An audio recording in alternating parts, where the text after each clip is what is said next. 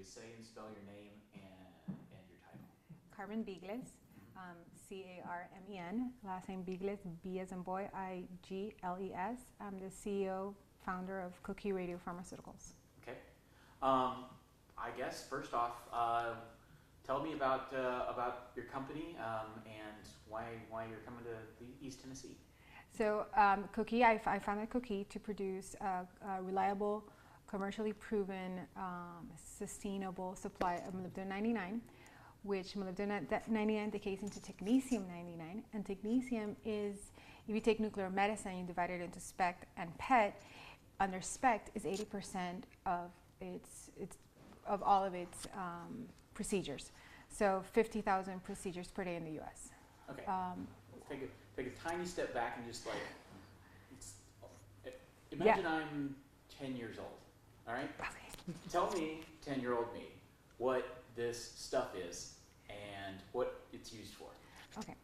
So in nuclear medicine, we use it to diagnose patients. So patients from schizophrenia, Alzheimer's, Parkinson, 50% of the technetium is also used for cardiac.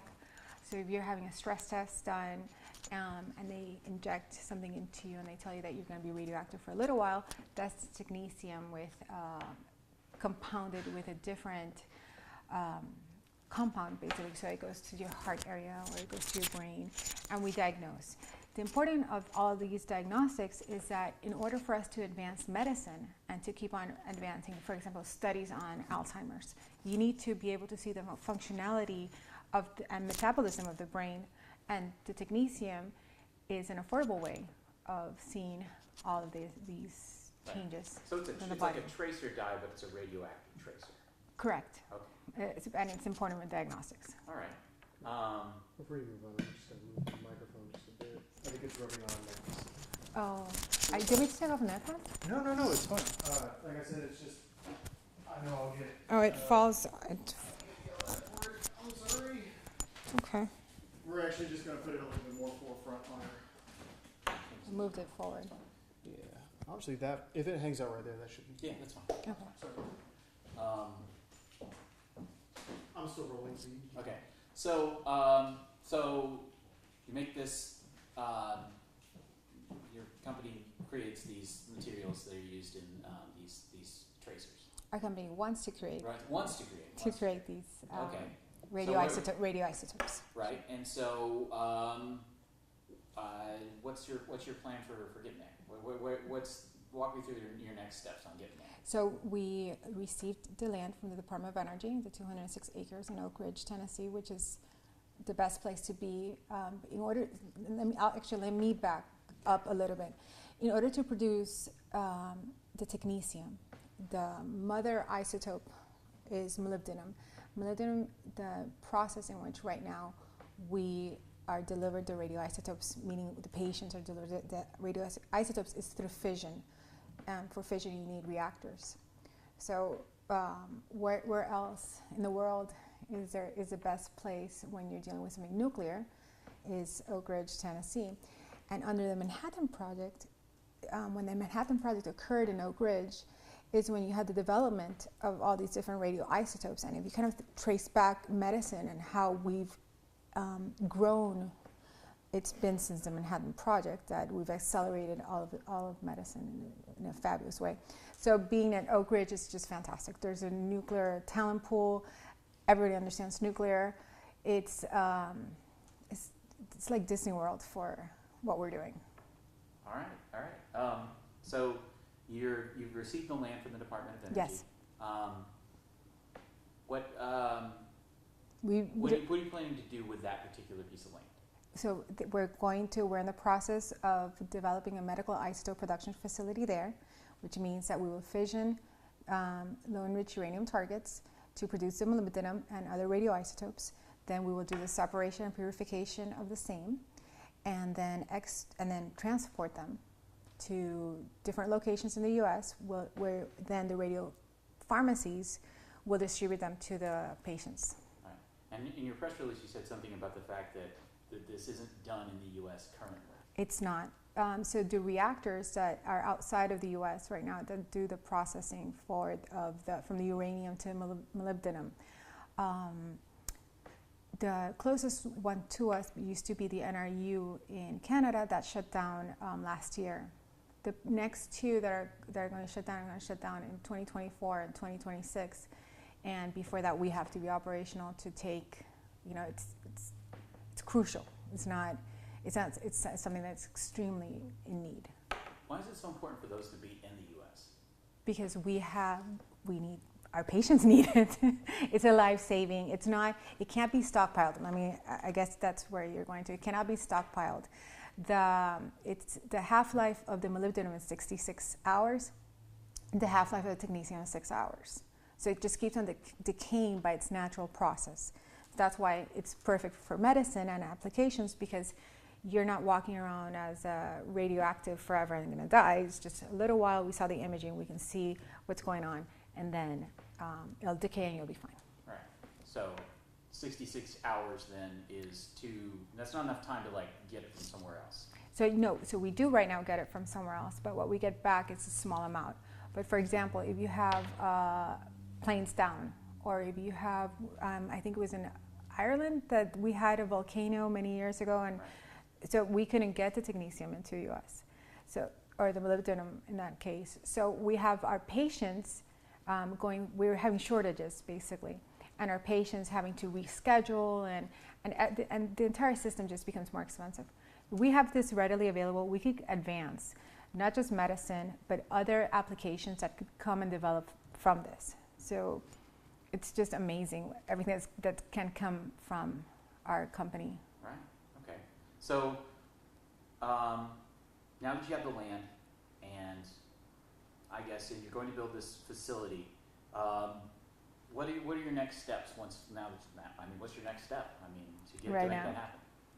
So we're in the process of we have to start moving ground and getting this facility licensed and operational, and advancing.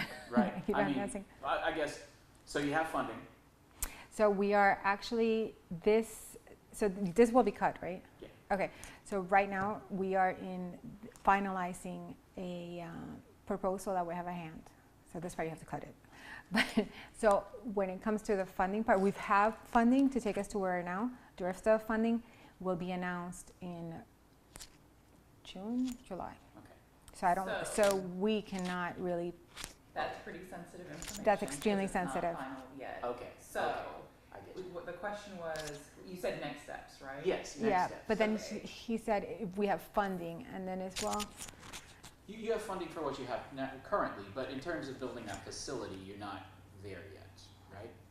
Carmen, why don't you say something like, your next steps are, you've gotten this land from the Department of Energy, you'll be moving ground, doing environmental work, and you're actively raising funds. And we're actively raising capital. Okay. Yeah. Just pull your microphone back.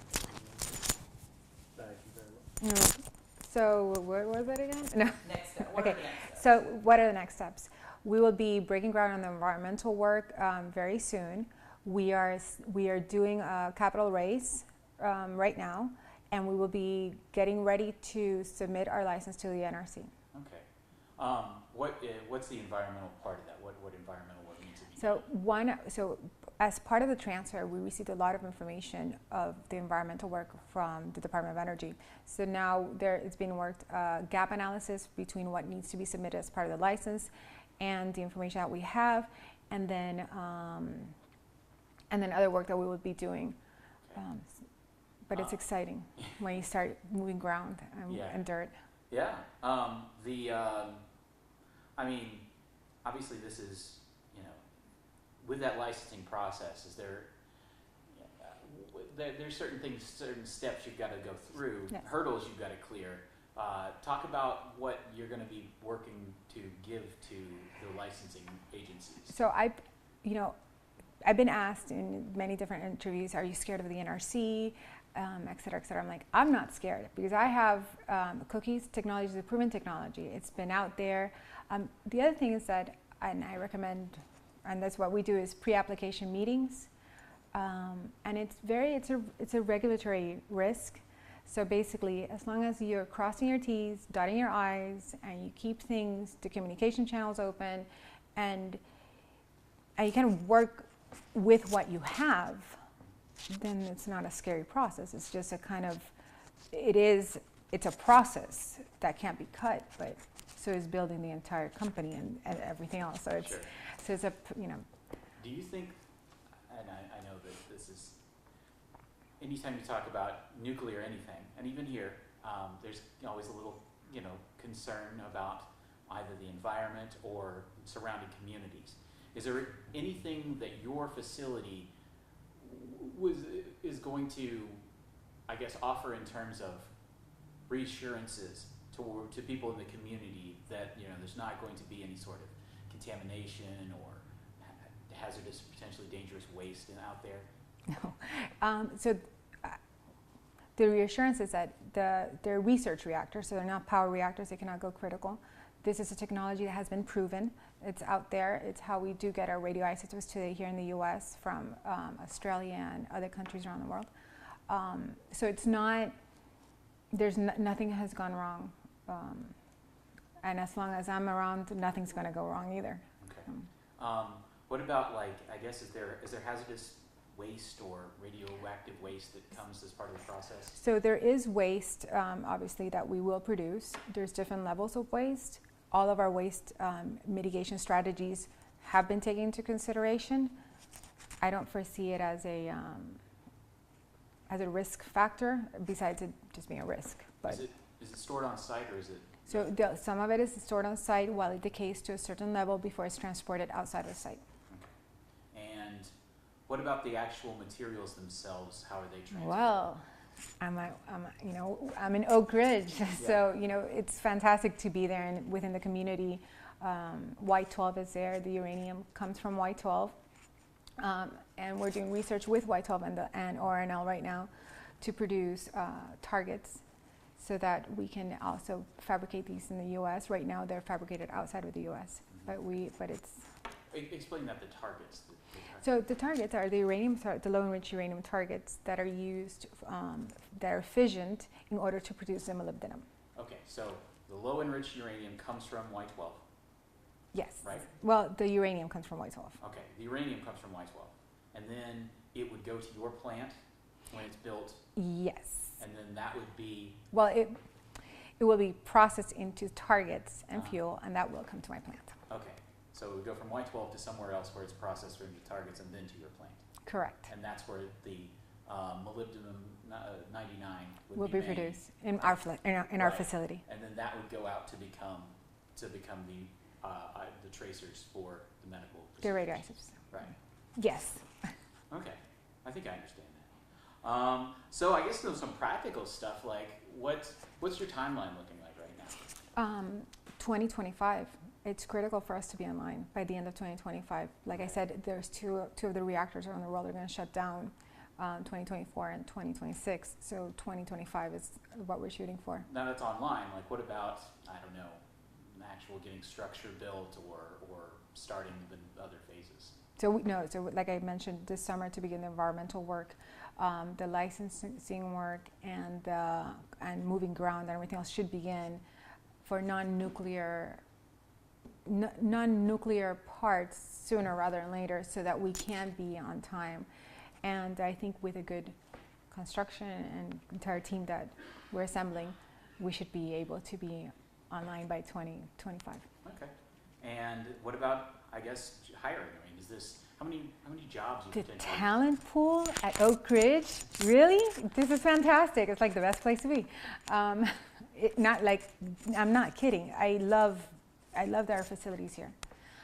200 people, more or less, is what we're looking to hire in this phase of the meaning for the medical isotope production facility. Right. Now, would that be? I guess what kind of jobs are they? Is it all scientists, or is it production people, or what? You have it's a mixture of everything. You even have safety people of safety, IT people, production people, nuclear reactor people. It's chemists, because so you have the reactor halls, you have the processing areas, which are they're different, and then you have the admin building and the waste processing. So. Right. So the technology you mentioned, this is I saw in the press release that this is based on a certain kind of technology coming out of Argentina. I guess talk about that technology. Right. So the Argentinians have developed the process to do this with low enriched uranium versus highly enriched uranium, which is very important because HEU is weapons grade uranium versus low enriched uranium is not.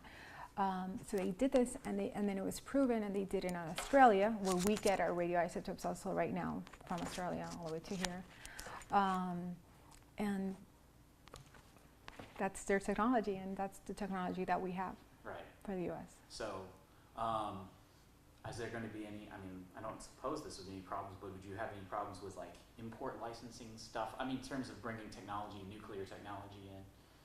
You don't think that you think? Well, we've been working on all of that for many years. So there's many different aspects to getting the company, and to actually be sitting here in front of you now to be able to talk about the company and being able to say we're here at Heritage Center and Duck Island is ours, and we're doing this in order to be able to make these statements. Yeah. It's been 9 years in the making. So it's so all those 9 years. I founded the company in 2009. It's actually almost 10 years in September. But no, but it's been a mission, and all of those things have to have been worked on, and they have. All right. What got you into this? I mean, why? Oh, I own with my husband. My husband's a radiation oncologist, and we own 2 oncology centers for radiation. We also have a cancer cure that was just patented last month by the U.S. Patent Office as well for the cancer cure. So basically, what got me into it was seeing the need. There was the need of the patients. You have patients, one of the byproducts from molybdenum-99, like I mentioned, is iodine-131, and that's used for treatment of thyroid cancer. And we had some patients that were not being able to receive that treatment. And that's when we started to learn about the crisis. So it's kind of because of it's because of the patients and the people that I got involved. And then it's brought me down this long path, but with a purpose to get this done. And once this is up and running, this is going to advance medicine one more time. It's going to be readily available. Everyone's going to be able to have this. There's going to be more studies done that will benefit all of us. So. Good. That's great. Yeah. Is there anything you think I haven't touched on that you think would be important to mention? Courtney? I would say let's talk again about the problem that Coqui is trying to solve. Okay. So what we are trying to solve right now, the molybdenum is exported from outside of the U.S., which means that we do not have, that our patients have to suffer and not have this readily available. This makes medicine more expensive. There's effects, or side effects, I would say, to the supply chain not being streamlined. Let's put it that way. And then here we are in the U.S., where we advance medicine, where our nature is to be brotherly and sisterly and help everyone out, and we don't have that here. And it's important to have it here so that we can then have this secured, not just for our patients, but then for those international patients that are not going to be able to have this as well. It's also important because we're not going to be transporting any type of uranium outside of the U.S. for anything else that is not, energy or other reasons. We can export maybe the molybdenum outside of the world for it to be used for medical purposes. So there's also safety. It's important, but of course, safety is important for the entire world. But advancements in medicine, it's what has my goal. And when you asked me about how I got involved, so I do have these 2 oncology centers. And throughout these 9 years of getting this company to where it's at now, I have what I call it the walk of shame for whenever I felt like, what am I doing? I want to quit. I walk to my offices in front of all these cancer patients. When you see those people suffering emotionally, economically, and health-wise, by the time I get to my office, it's like, you know what? I'm conquering this, and I'm doing this for all these people who are suffering. So, Oh, that's cool. Anything else? I can talk about my daughters. So do you live here? I live in Miami. Yeah. I come here once a month. Is that where your oncology center's at? I have one. I'm from Puerto Rico, Uh-huh. and I have one in Puerto Rico, and I have one in Miami. Cool. All right, just say Coqui's mission again, but start the sentence with, you know, Coqui's mission is, or Coqui, you know, I created Coqui too. So just say Coqui when. Okay. Before that, could you just, Fix it again. Yeah, it comes. I realize that it's. it likes to sink down. Yeah. Ah, Alrighty. perfect. Okay. So I created Coqui Radiopharmaceuticals to create a steady, reliable supply of medical, diagnostics, and therapeutic isotopes for the U.S. Is that correct? Right. No. Yes. Okay. Well, that's all I've got. So, all right. Thank So you. you're gonna somehow make that work? Oh, gotcha. Oh, yeah. We're good to go.